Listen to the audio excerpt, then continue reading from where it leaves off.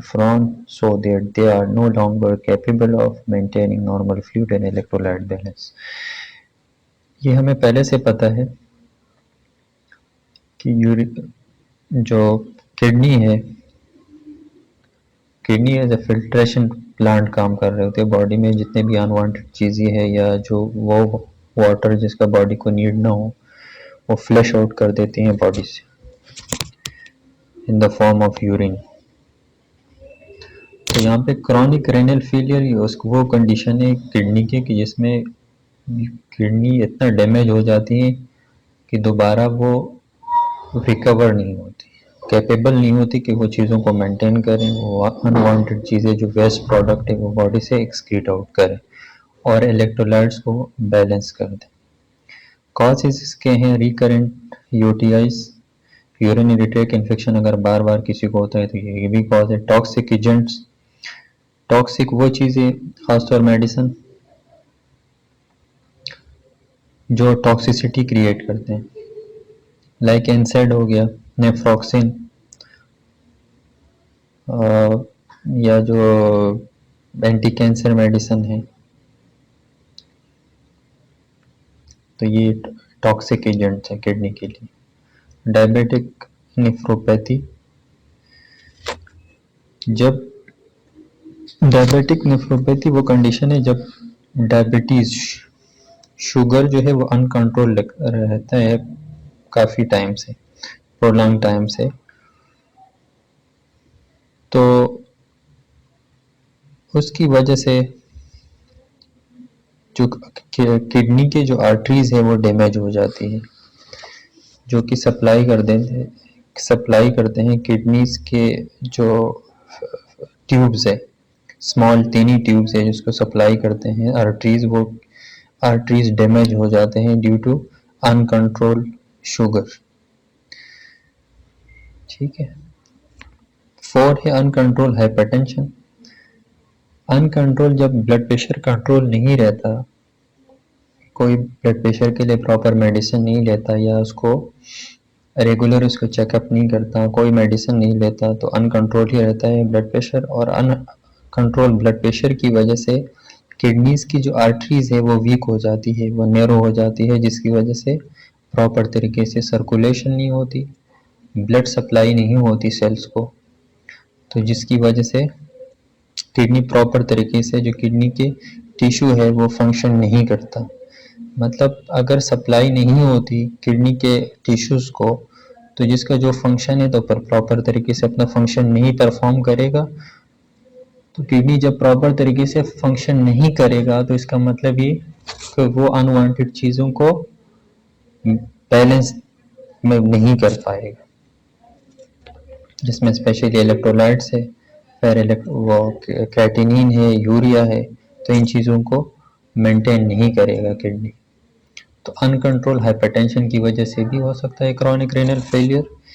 और diabetic nephropathy, मतलब जब प्रोलॉन्ग टाइम से अगर शुगर कंट्रोल ना हो, अनकंट्रोल हो रहा हो sugar level in the blood, तो उसकी वजह से भी हो सकता है। टॉक्सिक एजेंट की वजह से। और 4th है बार बार अगर किसी को यूटीआई हो रहा हो तो उसमें भी चांसेस है कि क्रॉनिक रीनल फेलियर की तरफ जा सके पेशेंट।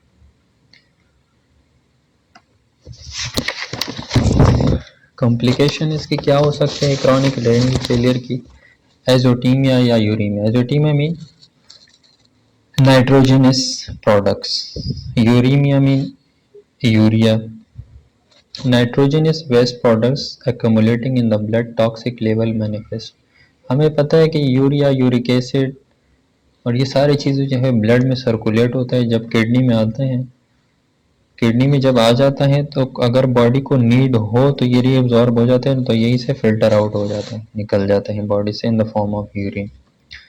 तो यहाँ पे इसकी किडनी जब क्रॉनिक रीनल फेलियर हो तो इसमें आपकी बॉडी में जो सर्कुलेट होता है आपके नाइट्रोजनस प्रोडक्ट्स या आपकी यूरिया है, क्रेटिनिन है, तो ये सारी चीज़ें इसका लेवल क्या हो जाएगा, बढ़ जाएगा ये। अच्छा, level manifest themselves in many ways such is comma, headache, gastrointestinal disturbance, neuromuscular disturbance. ठीक है, तो ये सारी चीज़ें अगर बढ़ जाती है बॉडी में, डिसबैलेंस हो जाती है, यूरिया अगर का लेवल बढ़ जाता है या उसके नाइट्रोजनस प्रोडक्ट्स का बढ़ जाता है, क्रेटिनिन अगर बॉडी में बढ़ जाते हैं तो इसके कुछ सिम्टम्स होंगे बॉडी में जो कि जाहिर हो जाता है in the form of coma. Coma होता है a lengthy deep state of unconsciousness. Headache है या गैस्ट्रोइंटेस्टाइनल डिस्टर्बेंस हो सकता है, इसमें वॉमिटिंग है, डायरिया, लूज मोशन, इस तरफ सिम्टम हो सकते हैं। न्यूरोमस्कुलर, क्योंकि मस्कुलर भी कोई प्रॉब्लम हो सकता है। Metabolic acidosis as a result of decreasing GFR, ये प्रीवियस लेक्चर भी में हमने डिस्कस किया था कि जीएफआर ग्लोमेरुलर फिल्ट्रेशन रेट जब कम हो जाता है, डिक्रीज हो जाता है, तो वो चीज़ों को मेंटेन नहीं करता। तो यहाँ पे मेटाबॉलिक एसिडोसिस में बाइकार्ब भी क्या होगा, पीएच भी कम होगा और साथ साथ बाइकार्ब भी कम होगा। तो मेटाबॉलिक एसिडोसिस हो सकता है। Electrolyte imbalance, sodium, potassium, magnesium जो है ये डिसबैलेंस हो सकता है। Severe anaemia, kidney unable to stimulate erythropoietin, uremic toxin deplete erythrocytes, nutritional deficiencies. ठीक है, सीवियर एनीमिया हो सकता है जब भी आरबीसी की ब्रेकडाउन होती है और जब किडनी जो है वो डैमेज हो या फेलियर में हो। when your kidney damage to produce less erythropoietin, erythropoietin जो है एक हार्मोन है, जब किडनी डैमेज हो तो ये यहाँ से एरिथ्रोपोइटिन जो है बहुत कम मकदार में, कम क्वांटिटी में जो है उसकी प्रोडक्शन होती है। ठीक है, जो कि स्टिमुलेट कर रहे हैं, किसको स्टिमुलेट करते हैं, ये बोन मेरो को स्टिमुलेट करते हैं ये erythropoietin to for the production of RBCs. तो याद रखें जब रीनियल फेलियर में हो या क्रॉनिक रीनियल फेलियर हो तो उस कंडीशन में बहुत कम मकदार में एरिथ्रोपोइटिन जो कि एक हार्मोन है जो स्टिमुलेट करता है, इसका फंक्शन है stimulation of bone marrow for production of RBCs. तो बहुत कम मकदार में इसकी क्वांटिटी जो है उसकी प्रोडक्शन होगी। जब कम मकदार में होगी तो आरबीसी कम से कम है तो सीवियर एनीमिया भी हो सकता है ये। ठीक है, और यूरिमिक टॉक्सिन, तो जो टॉक्सिन है जो नाइट्रोजनस प्रोडक्ट्स है, बाकी जो चीज़ें अनवांटेड चीज़ें वो बॉडी में ज़्यादा से ज़्यादा होगी। न्यूट्रिशनल डिफिशिएंसीज की वजह से भी हो सकते हैं, प्रॉपर तरीके से मतलब पेशेंट खाएगा पिएगा भी नहीं। Hypertension, renal ischemia stimulates renin angiotensin systems. सही।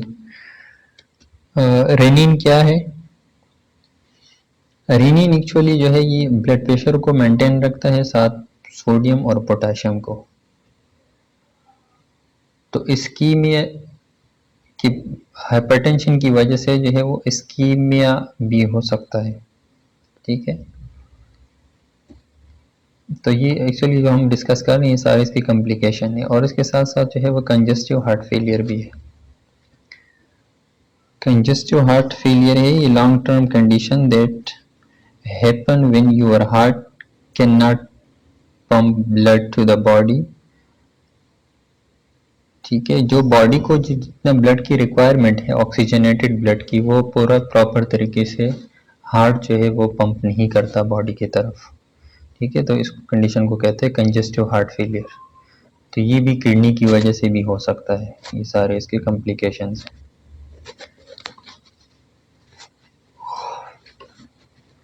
और हाइपरटेंशन, ये जो नंबर 5 पे हाइपरटेंशन की वजह से रीनल इस्कीमिया, इस्कीमिया हमें पता है कि वहाँ पे ऑक्सीजन की कमी होगी, प्रॉपर तरीके से ऑक्सीजन जो है वो सेल्स और टिश्यू को नहीं पहुँचेगा, तो जिसकी वजह से रेनिन स्टिमुलेट होगा।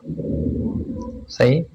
और फिर रेनिन का फंक्शन का हमें पता है कि वो कंट्रोल करते हैं बीपी, सोडियम और पोटेशियम लेवल को भी कंट्रोल करते हैं। ठीक है, कंजेस्टिव हार्ट फेलियर को डिस्कस किया हमने। इसके बाद इसके है क्लिनिकल मैनिफेस्टेशंस। तो क्लिनिकल मैनिफेस्टेशन में decrease appetite and energy level, भूख पेशेंट को नहीं लगेगा, increase urinary output and fluid intake. अच्छा, यहाँ पे एक क्रॉनिक रेनल फेलियर में किडनी जो है वो पूरा हर हद तक कोशिश करेगा कि वो ज़्यादा से ज़्यादा यूरिन क्या करे, वो उसकी प्रोडक्शन करे, प्रोड्यूस करे यूरिन।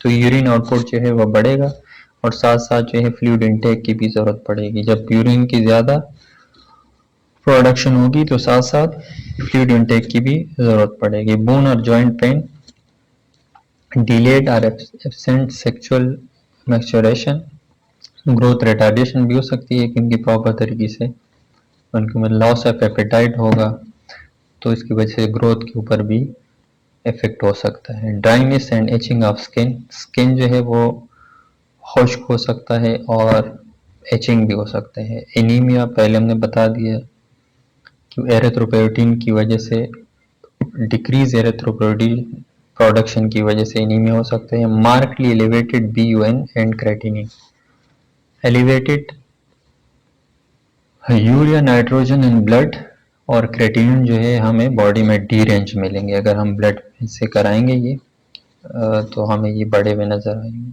मिलेंगे ये। डायग्नोस्टिक इवैल्यूएशन क्या करेंगे, determine extent of disease, monitor progression. Serum studies में decrease haematocrit, haemoglobin, sodium, calcium, increase potassium. अच्छा, डिक्रीज जो है वो हमें हेमाटोक्रेट, हेमोग्लोबिन हमें डिक्रीज मिलेगा, सोडियम और कैल्शियम जो है हमें ये डिक्रीज मिलेंगे, पोटाशियम और फास्फोरस जो है हमें इंक्रीज मिलेगा। As renal function declines, BUN, uric acid and creatinine values continue to climb. Creatinine increase होना। अच्छा, जैसे जैसे यूरिन किडनी जो है अपना फंक्शन डिक्लाइन की तरफ जब जाएगा तो उसके साथ साथ चीज़ें ऑटोमेटिकली ये भी यूरिया, नाइट्रोजन, यूरिक एसिड और क्रेटिनिन की जो नॉर्मल वैल्यूज है ये बढ़ेगी बॉडी में।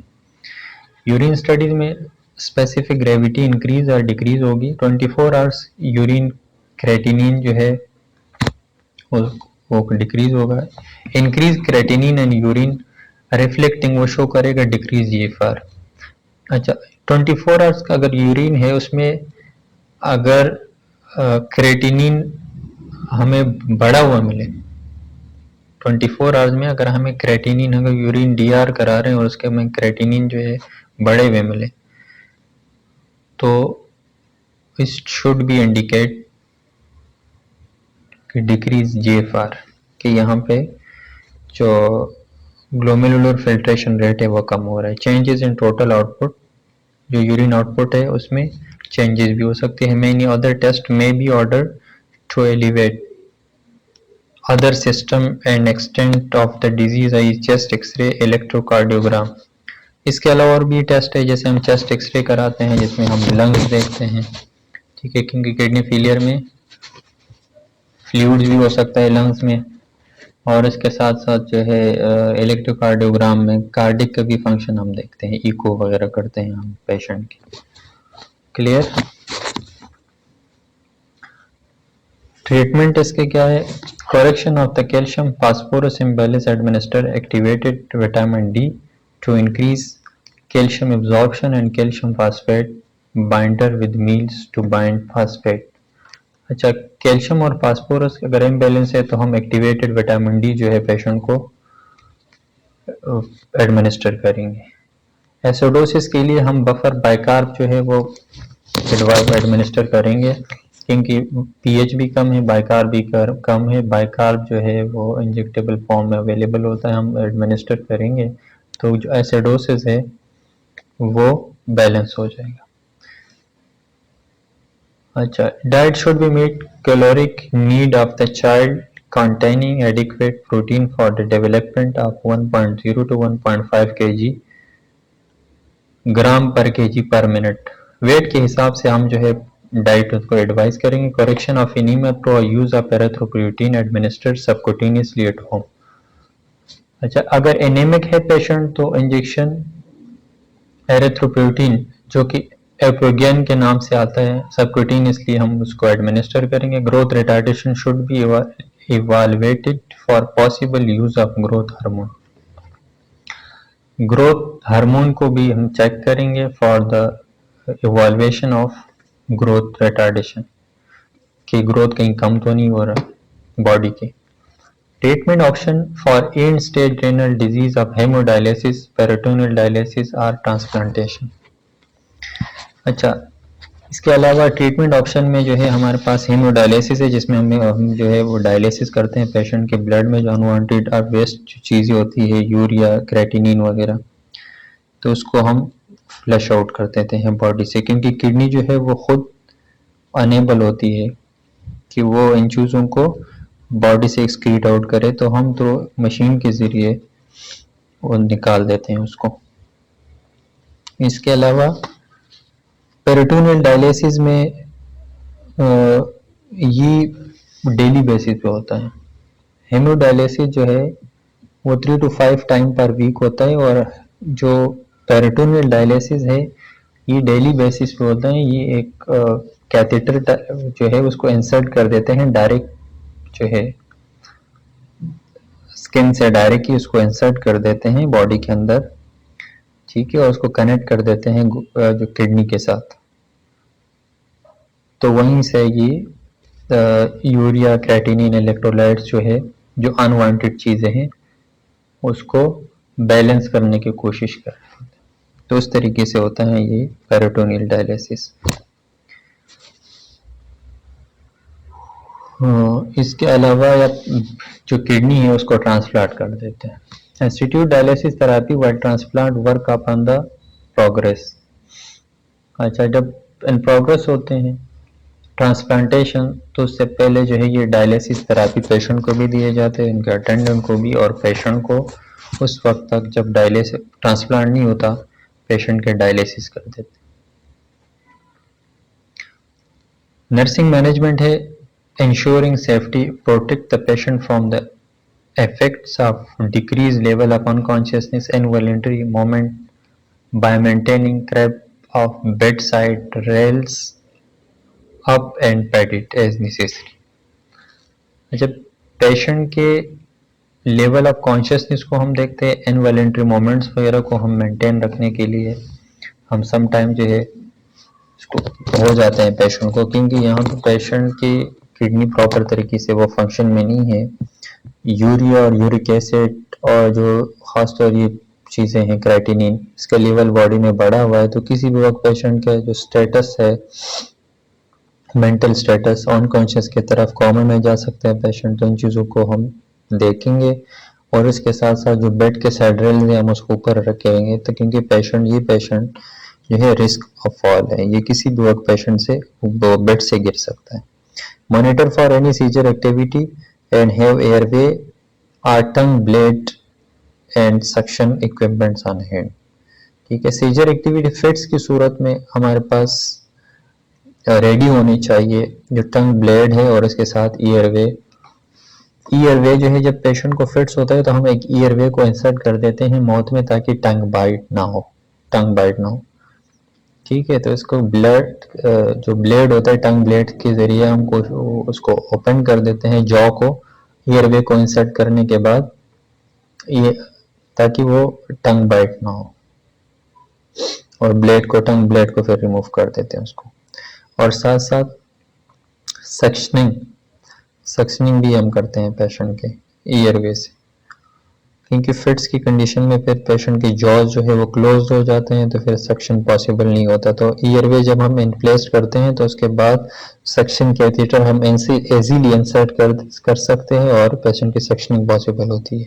Secondly, educating about chronic renal failure के बारे में पेशेंट को एजुकेट भी करेंगे, क्योंकि काफ़ी सारे इश्यूज पेशेंट के साथ, अगर एक क्रॉनिक रेनल फेलियर है तो इसकी वजह से काफ़ी सारी चीज़ें डीरेंज होंगी।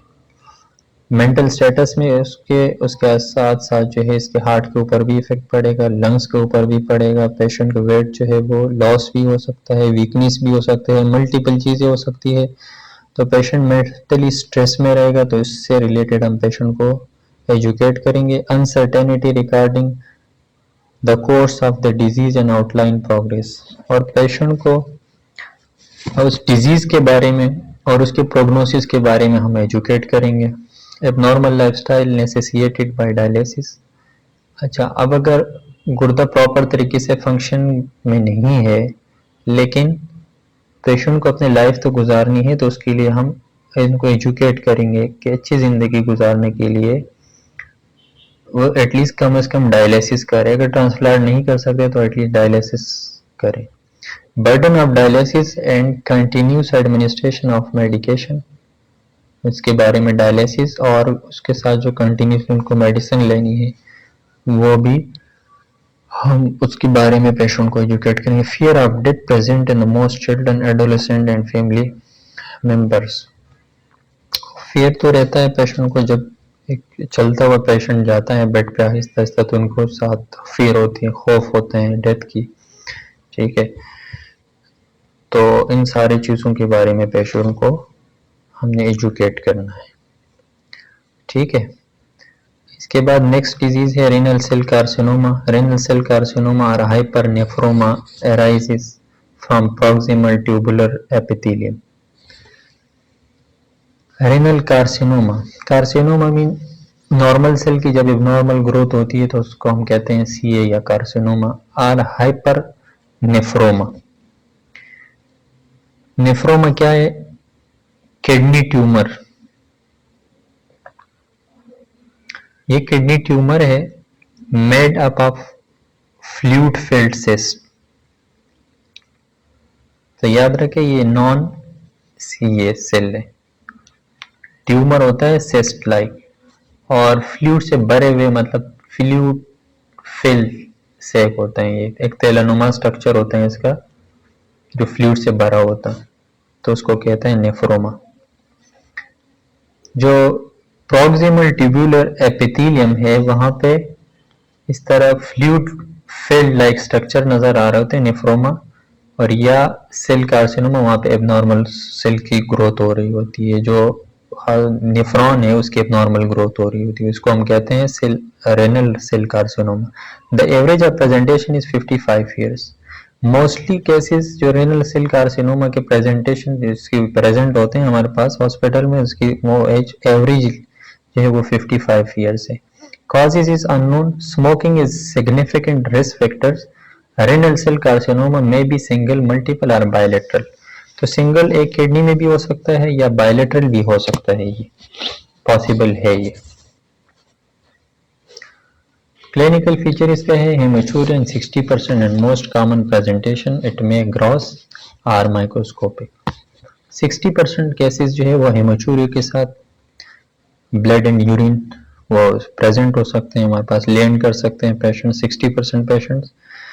और ब्लड जो है वो फ्रेश ब्लड भी हो सकता है जो कि विजिबल हो, जो कि हमें नजर आता हो आर माइक्रोस्कोपिक, या जब हम टेस्ट कराते हैं यूरिन एनालिसिस तो उसमें हमें नजर आता है क्योंकि आरबीसी भी उसमें है। फ्लैंक पेन ऑफ एब्डोमिनल मास इन 30%, ठीक है। फ्लैंक पेन जो है वो एक इस तरह पेन जो below the rib and above the ilium region, यहाँ between the ribs and ilium, इस एरिया में अगर पेन हो रहा हो या अगर हम उसको पल्पेट करेंगे तो एब्डोमिनल मास जो है हम उसमें फील कर सकते हैं। 30% केसेस में flank pain and abdominal mass. Symptoms of metastasis disease such as cough. अच्छा, मेटास्टेसिस मीन स्प्रीड आउट, अगर डिजीज स्प्रीड आउट हो रहा है तो उसमें cough, bone pain occurs in 20 to 30% of cases में ये सिम्टम्स हो सकते हैं अगर उसकी स्प्रीड डिजीज स्प्रीड हो रही है तो। Metastasis may be in regional lymph node, bone, lungs and liver. अच्छा, जो उसकी डिस्ट्रीब्यूशन है डिजीज की तो वो रीजनल करीब में जो लिम्फ नोड है वहां पे भी, और इसके साथ साथ बोन में भी हो सकता है, बोन मेरो को भी अफेक्ट कर सकते हैं, लंग्स को, और इसके साथ साथ लीवर को भी अफेक्ट कर सकते हैं। इन्वेस्टिगेशन कराएंगे इसके लिए अल्ट्रासाउंड, किडनी शो मास, सीटी स्कैन कराएंगे to assist the spread of tumour, metastasis देखेंगे इसमें, चेस्ट एक्सरे कराएंगे टू असिस्ट द मेटास्टेसिस कि अगर किडनी में कोई मास है या रेनल सेल कार्सिनोमा था तो आया किडनी से भी स्प्रेड आउट हो रहे हैं तो कहाँ पे, कहाँ बॉडी में कहाँ पे जो है इसकी मेटास्टेसिस हो रही है, तो इसके लिए हम एक्सरे कराएंगे, बोन स्कैन कराएंगे टू इन्वॉल्वमेंट बोन मेरो। ठीक है, ये इसके लिए इन्वेस्टिगेशन है। इसके अलावा इसके मैनेजमेंट है, removal of the affected kidney along with the adrenal gland and regional lymph node for localized pain, localized non-metastatic tumor। जो किडनी अफेक्टेड है उसको रिमूव करेंगे, उसके साथ साथ अगर नोड्स या लिम्फ नोड्स है अफेक्टेड है उनको भी हम रिमूव करेंगे। Radiotherapy relieves pain due to metastasis, radiotherapy कराएंगे तो मेटास्टेसिस से जो पेन हो रहा है उसको रिलीव करने के लिए। ठीक है, मेड्रोक्सी प्रोजेस्टेरोन में स्लो द मेटास्टेसिस। ठीक है, ये एक मेडिसिन है, एक्चुअली एक हार्मोन है जो कि हेल्प आउट करते हैं मेटास्टेसिस को स्लो डाउन होने में। ठीक है, ये एंटी-सीए मेडिसिन नहीं है, लेकिन ये जो है एक हार्मोन है जो कि स्लो डाउन करते हैं, जो कि इरेगुलर ब्लीडिंग के लिए, यूट्राइन ब्लीडिंग के लिए वगैरह इन चीज़ों में ये मेडिसिन देते हैं। लेकिन यहाँ पे जो है ये मेटास्टेसिस जो हो रहा है, जो स्प्रेड आउट हो रहा है डिजीज, ठीक है, तो उसको स्लो डाउन करने में ये हेल्प आउट करेगा ये। इसके बाद जो नेक्स्ट डिजीज है वो यूरिनरी ब्लैडर कार्सिनोमा है। Urinary bladder carcinoma is the second most common urologic cancer. Kidney के बाद ये सेकंड है, बल्कि प्रोस्टेट के बाद ये सेकंड है। Urinary prostate is a top and second जो है वो urinary bladder carcinoma. Most common in men in the age of 65 years. अच्छा, 65 साल जो है इसकी एवरेज है कि यहाँ पे मेन में। Smoking and exposure of industrial dyes are the risk factor. इसके लिए स्मोकिंग और सनात में जो है जो कलर्स वगैरह दे देते हैं उससे अगर किसी को कोई एक्सपोजर हो तो उसमें ज़्यादा से ज़्यादा चांसेस है, रिस्क फैक्टर्स हैं। क्लिनिकल फीचर में हेमोचूरिया, वही वाली चीज़ें हैं जो प्रीवियस हमने डिस्कस किया। हेमोचूरिया होगा, यूरिन में ब्लड आएगा, ये ग्रॉस भी हो सकता है, माइक्रोस्कोपिक भी, विजिबल भी हो सकता है या हमें नज़र भी नहीं आ सकता, लेकिन हम यूरिन की जब टेस्ट कराएंगे तो उसमें हमें पता चल सकता है। यूरिनरी फ्रीक्वेंसी और अर्जेंसी, ज़्यादा यूरिन भी हो सकते हैं या बार बार उनको वो नीड हो सकते हैं यूरिन पास करने की, कि वो बार बार वॉशरूम जाएं लेकिन थोड़े से यूरिन कुछ ड्रॉप्स या थोड़ा यूरिन पास करके फिर वापस आएं, इस तरह चीज़ें, तो अर्जेंसी। हेप्टोमेगाली, इसमें लीवर का साइज जो है वो बढ़ सकता है। Lymphoedema of lower limb may be present if metastasis involve pelvic lymph nodes। Lymphoedema कहते हैं swelling of lymph nodes। Lower limbs में ये नज़र भी आ सकते हैं अगर मेटास्टेसिस इसकी जो स्प्रेडिंग है पेल्विक लिम्फ नोड अगर इन्वॉल्व हो तो पेल्विक रीजन में हमें नज़र भी आ सकते हैं इसके स्वेलिंग्स। इन्वेस्टिगेशन इसके लिए कराएंगे urine analysis, haematuria, blood and urine देखेंगे, ब्लड सीपी, एनीमिया देखेंगे कि हेमाटोक्राइट कम है, एचबी कितना है, आईवीपी कराएंगे, अल्ट्रासाउंड, सीटी और एमआरआई। आईवीपी कहते हैं इंट्रापाइलोग्राम, इंट्रावेनस पाइलोग्राम। ये एक प्रोसीजर है जिसमें एक्सरे टाइप एक एग्जामिनेशन जिसमें हम किडनी, यूरेटर्स और ब्लडर को देखते हैं। IVP stand for intravenous pyelogram. ठीक है, और सेट स्कैन कराएंगे, एमआरआई कराएंगे, सिस्टो यूरेथ्रोस्कोपी एंड बायोप्सी। सिस्टो यूरेथ्रोस्कोपी मीन हम जो है ब्लैडर देखते हैं, यूरेटर्स देखते हैं।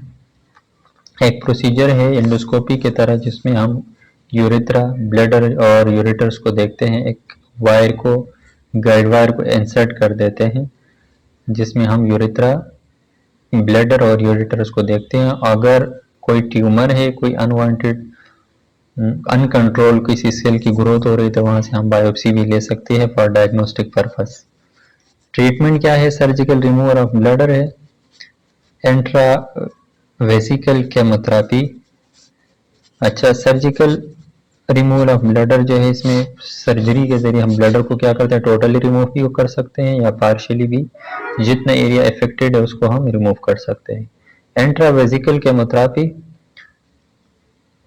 इंट्रावेजिकल मीन ये डायरेक्ट मेडिसिन जो है हम ब्लडर में इंजेक्ट कर देते हैं। ये जो इंजेक्शन है मेटोसिन, रेडियोथेरेपी और केमोथेरेपी ये सारा इसके है treatment.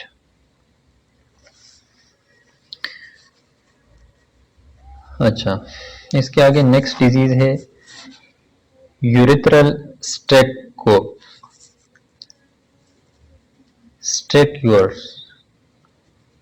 Urethral strictures. A urethral strictures is a narrowing of the lumen of the urethra as a result of the scar tissue and contraction. इसमें होता यही है कि ये यूरिथ्रल स्टिकर ये नैरो हो जाता है, जो लाइनिंग है, जो एक ट्यूब है यूरिथ्रा जो ब्लडर से यूरिन को लेके आ रहे हैं ओपनिंग की तरफ, ठीक है, वो क्या हो जाता है, वो नैरो हो जाता है, ठीक है। और नैरो क्यों होता है? Due to scar tissue. Scar tissue actually होता है the fibrous tissue that form with the when normal tissue is destroyed by disease. किसी भी डिजीज की वजह से कोई नॉर्मल सेल्स या टिश्यू की जब डेथ हो जाती है उसको फिर हम कहते हैं फाइब्रस टिश्यू। तो वो फाइब्रस टिश्यू की वजह से अगर वहां पे कोई फाइब्रस टिश्यू है, फॉर एग्जांपल प्रीवियस कोई सर्जरी हुई हुई है या कोई वुंड था या कोई इन्फेक्शन था, वो रिकवर हुआ है, तो उसके बाद अगर वो टिश्यू वहां पे रहे तो इसकी वजह से भी नर्विंग हो सकती है यूरेथ्रा की, ठीक है। जो ओपनिंग है एक्चुअली ल्यूमेन ऑफ यूरेथ्रा जो है, यूरेथ्रा की जो ओपनिंग है, जो एक ट्यूब है, जो एक पाइप लाइक स्ट्रक्चर है जो कि यूरिन को लेके आ रहे हैं ब्लैडर से, वहां पे अगर कोई नर्विंग है। Common causes are injury during surgery, cystoscopy procedure और कंजेनाइटल एब्नॉर्मेलिटीज। अच्छा, इसके कॉमन कॉजेज जो है वो या तो किसी सर्जरी के दौरान, कि मतलब अगर कोई सर्जरी हो रही है, सर्जरी के दौरान अगर मतलब कोई भी सर्जरी हो, इसके दौरान जो ओपनिंग है, जिस ट्यूब की बात हम बात कर रहे हैं यूरेथ्रा की, वहां पे अगर नर्विंग हो। सिस्टोस्कोप एक प्रोसीजर है जैसे हमने डिस्कस किया कि जिसके जरिए हम ब्लडर को देखते हैं। उस प्रोसीजर के दौरान अगर यहाँ पे कोई वोन, कोई इस तरह चीज हो डेवलप हो जिसके बाद जो है वो नैरो हो, या कोई कंजेनाइटल पैदाइशी कोई एबनॉर्मेलिटीज हो, तो ये कॉमन कॉजेज है इसकी। ट्रीटमेंट इसका है may include gradual dilation of the narrowed area. जो एरिया नैरो है, जो तंग है, ठीक है, जिसमें प्रेशर से यूरिन आता है, उस एरिया को आहिस्ता आहिस्ता जो है उसको डायलेट करना, ओपन करना। इंटरनल यूरेथ्रेक्टमी, इंटरनल यूरेथ्रेक्टमी ये है जो नैरो एरिया है उसको रिपेयर करना, to repair the narrow section of the urethra. जितना एरिया नैरो है, तंग है, उस एरिया को रिपेयर करना। और इसके बाद जो है और स्मॉल बुजी फिक्स्ड इन प्लेस, और या जो नैरो एरिया है इसको कम्प्लीटली रिमूव कर देते हैं और उसमें एक बुजी, एक और ट्यूब जो है उसमें फिक्स कर देते हैं।